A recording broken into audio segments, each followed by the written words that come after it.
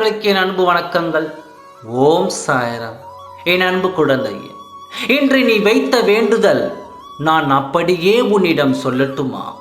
இதை நீ கேட்ட மறுநொடியே உன்னுடைய வேண்டுதல்கள் அத்தனையும் நிறைவேறப் போகின்றது. உன் வாழ்க்கையில் நல்ல வழி பிறக்கப் போகிறது. அப்பா, என்னுடைய வாழ்க்கையில் நான் எப்பொழுதுதான் முழுமையான சந்தோஷத்தை காண்பேன்?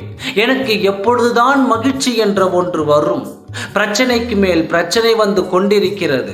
இந்த பிரச்சனைகளுக்கெல்லாம் எப்பொழுது எனக்கு தீர்வு கிடைக்கும்? ஒவ்வொரு நாளும் முடியும் போதெல்லாம் நாளை விடியல் மிக சிறப்பாக இருக்கும், நல்லதே நினைப்போம், நல்லதையே நடக்கும் என்று தான் உறங்குகின்றோம்.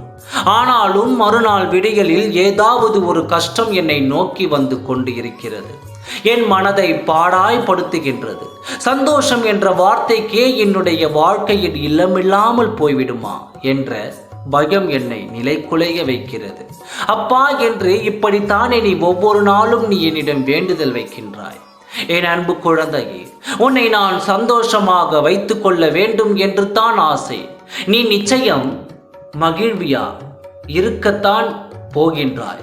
நான் உன்னிடம் ஒன்றை கேட்கிறேன், அதற்கு பதில் சொல் என் குழந்தையே. உன்னை சுற்றி உள்ள மனிதர்கள் யாராவது சந்தோஷமாக இருக்கிறார்களா?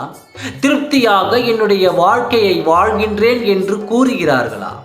எல்லோருக்கும் ஏதாவது ஒரு கஷ்டம் இருந்து கொண்டு தானே இருக்கிறது.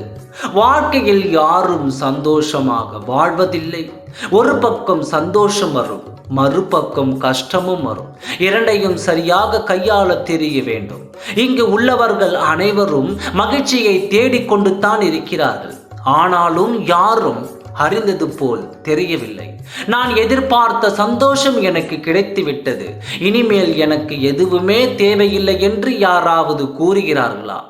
என்னுடைய வாழ்க்கையில் இது மட்டும் இருந்தால் போதும், நான் சந்தோஷமாக இருக்கிறேன் என்று கூறியவர்கள் பலர்.